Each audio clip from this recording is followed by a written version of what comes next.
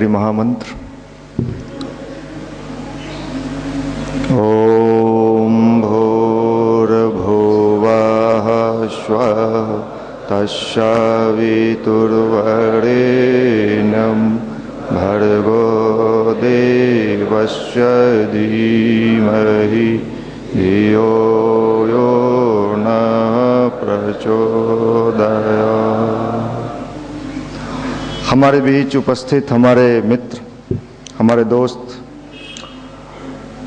आज हम लोगों के लिए बड़ा ही सौभाग्य का दिन है, बड़ा ही अच्छा दिन है कि हमारे बीच दो महान विभूति हमारे बीच आए हैं।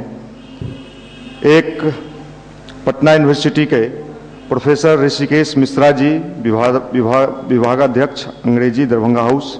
आपका नाम पूरे बिहार में लोग जानते हैं, ऋषिकेश मिश्रा जी का। दूसरे हमारे यकूब अंसारी जी भाई साहब भी आज हमारे बीच आए, आप लोगों को बताया।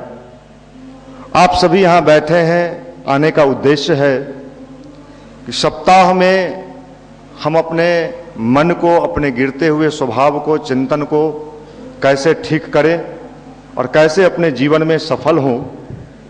सफलता का मूल मंत्र क्या है, यह आप जानना चाहते हैं। कई जगह आप लेक्चर सुनने जाते हैं, बिजली का सप्लाई ठीक हो, खूब अच्छा विचार आपको दिया जाए, लेकिन तार भी मजबूत होना चाहिए। अगर तार मजबूत नहीं हुआ और सप्लाई हमने दे दिया तो फिर मामला बनेगा नहीं। हम लोग इन्हीं बिंदुओं पर काम कर रहे हैं कि आपका तार मजबूत कैसे हो।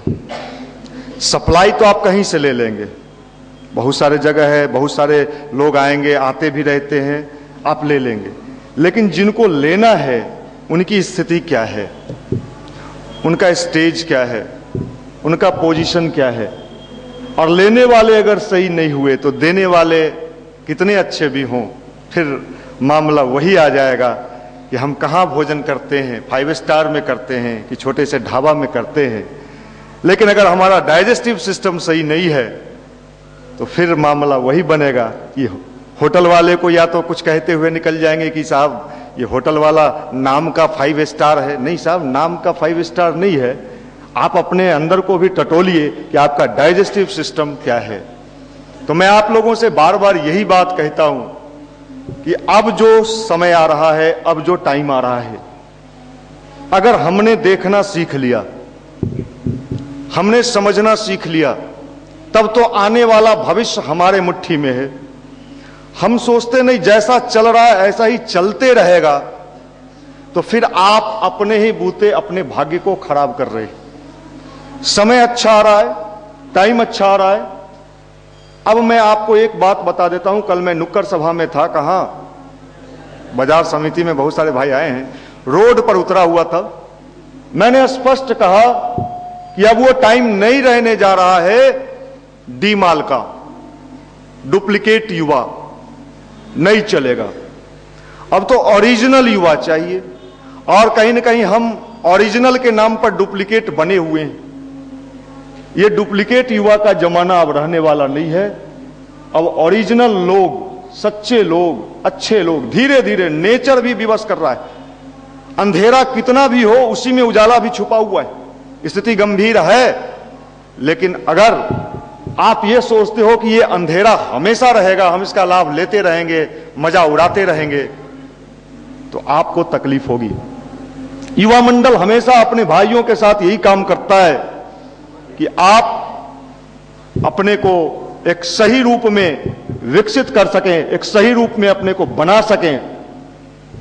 मैंने कल भी इस बात को कहा, मैं इस बात का यह हूं कि साहब आप ऊपर का जो आपका वेशभूषा है, आप बड़े अच्छे पहनते हो, बड़ी अच्छी बात, आप पहनो।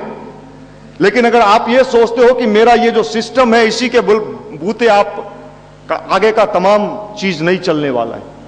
आपको अपने अंदर के सिस्टम पर भी ध्यान देना होगा, अपने अंदर के मन को भी टटोलना होगा, अपने मन को ठीक करने के लिए विचार करना होगा। नहीं साहब, हम तो वैज्ञानिक बनना चाहते हैं, हम आईएएस बनना चाहते हैं। आज आप प्रभात खबर उठा के देख लो, मेन पे पृष्ठ पर, फर्स्ट पेज पर प्रभात खबर में छपा है इस देश की सरकार के सामने एक बड़ी समस्या खड़ा हो गई है। 195 वैज्ञानिक आज जो दे रहा है, वो डाटा दिए हुए है, वो किसी न किसी कारण से मौत के शिकार हो रहे हैं, मर रहे हैं। बड़े बड़े वैज्ञानिक, अब ये सरकार के भी समझ में नहीं आ रही है कि क्या कारण है, क्यों ऐसा हो रहा है। अचानक पता चलता है फलाने वैज्ञानिक, फलाने जगह के साइंटिस्ट, कई परमाणु वैज्ञानिक का उसमें जिक्र है, मैं न्यूज सुबह में पढ़ रहा था। आखिर ऐसा क्यों हो रहा है? आपके तनाव का, आपके डिप्रेशन का समाधान कहां है?